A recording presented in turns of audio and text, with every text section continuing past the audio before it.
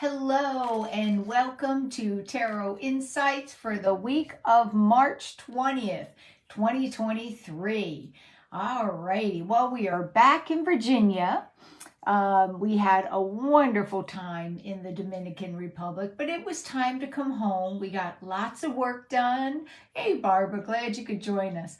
We got lots of work done during our work vacation, and I hope you've had a chance to see the new website and about the 10-week class that I designed while I was there. Lots was going on.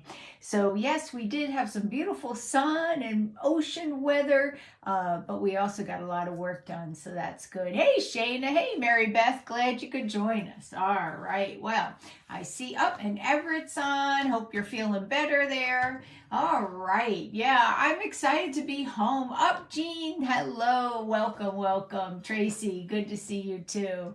All righty. So let's get started. Let's see what's coming up for the week of March 20th. All right. I can't believe March 20th. Oh, hi, Mindy.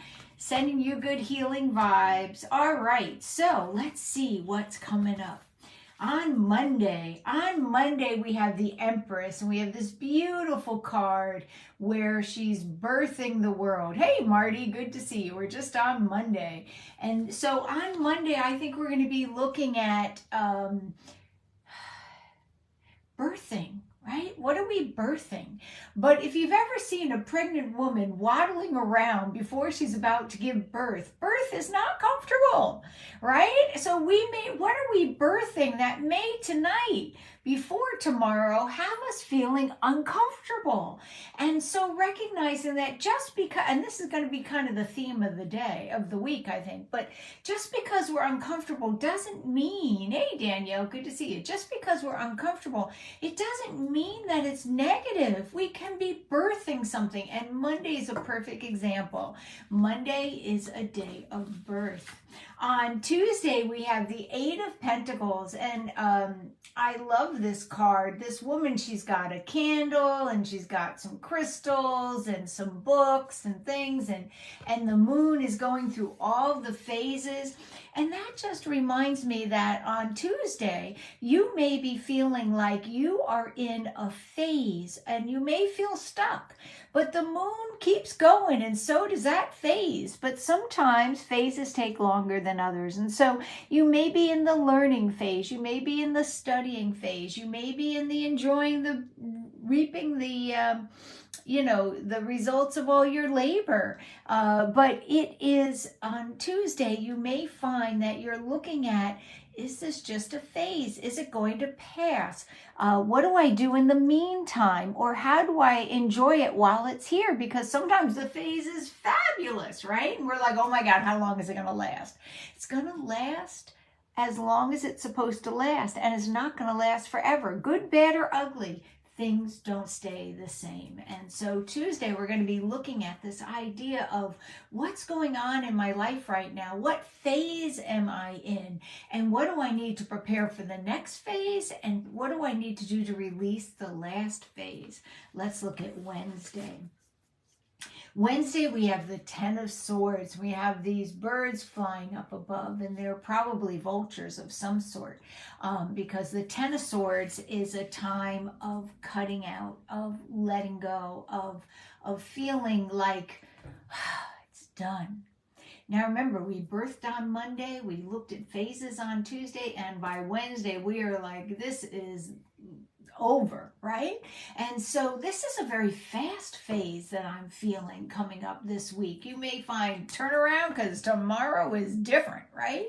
And so what I would recommend this week is to cherish the moment that you're in, right? Cherish where you're at, because the next moment it may be different, maybe better, maybe not so good, but it's going to be different. Better and not so good are kind of relative terms, aren't they, right? All right, let's see about Thursday. Thursday, we have the Two of Swords, and Thursday, we are going to have wonderful opportunities to rely on our intuition instead of our head. We may not be thinking too clearly on Thursday. Hi, Elizabeth and Mary, glad you could join us. So on Thursday, we may not be thinking too clearly, but we're going to find that our intuition is going to be turned up because our vision, our literal vision, may be a little clouded, but that means that our intuitive vision becomes more pronounced. It's also going to be a time where we're balancing the scales, balancing out. And we saw that we went birth, we went phase, and we went, out into endings, and now we're balancing back out on Thursday. And so Thursday's a wonderful day just to spend time regaining your center. Hi, Carol and Brian, glad you could join us. Let's look on Friday. Friday, we have the Lovers. Now, we think wonderfully romantic when we see the Lovers, and it could be romantic, but Lovers very often represents a choice or an opportunity to honor the sacred marriage within. Now, Thursday was a day where we were strictly relying on our intuition. And so on Friday, we're looking at opportunities for balancing that. That's that sacred marriage, balancing the intuition with the common sense. And so Friday, we're going to bring that common sense, that clear thinking back into the picture, not ignoring what our intuition told us, but working together and using both sets of information to move forward. Now, it could be a lover's day. You could meet someone, maybe not a romantic relationship. It could be a friendship, or it could be a lover. But Friday is going to be an interesting day. Let's see what we have for Saturday. Saturday, we have the wheel upside down. And when the wheel's upside down, it's stop, think, don't keep going unless you get the signs that it's time to move forward. And so on Saturday, you may find that the universe keeps putting stops in front of you, but they're purposeful. So if you feel like you're being stopped on Saturday, look around, because that means you're about to miss something. You're missing a sign. You're not seeing something clearly.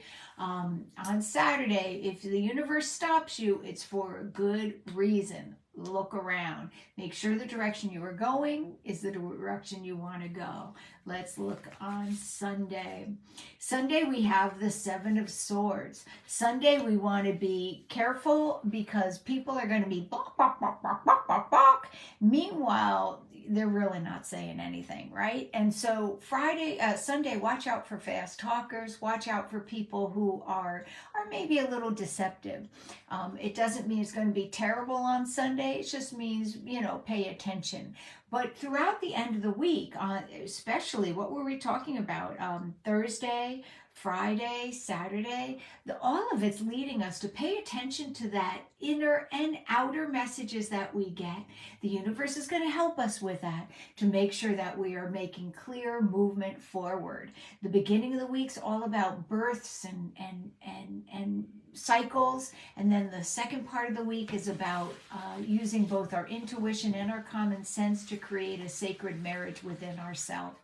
All right. Karen, we're just finishing up, and I'm going to finish up with a message. I pulled some of my little charms, and they were a little confusing. And so what I'm going to do is I'm just going to ask Spirit for a message. So just bear with me, and let's see what that Spirit message is. When you're at a door front, the door appears closed. Until you take action, until you knock, until you let the universe know that you are there and waiting for a response. If you stand outside a closed door and never knock on it, there's no way that anybody's going to open that door, right? Or if you don't open the door yourself, you're just going to be standing in front of that closed door. The universe is reminding you that action is needed for the universe to work in a way that is for your highest, most loving good, right? It needs your action. You can't just wait around waiting for things to happen.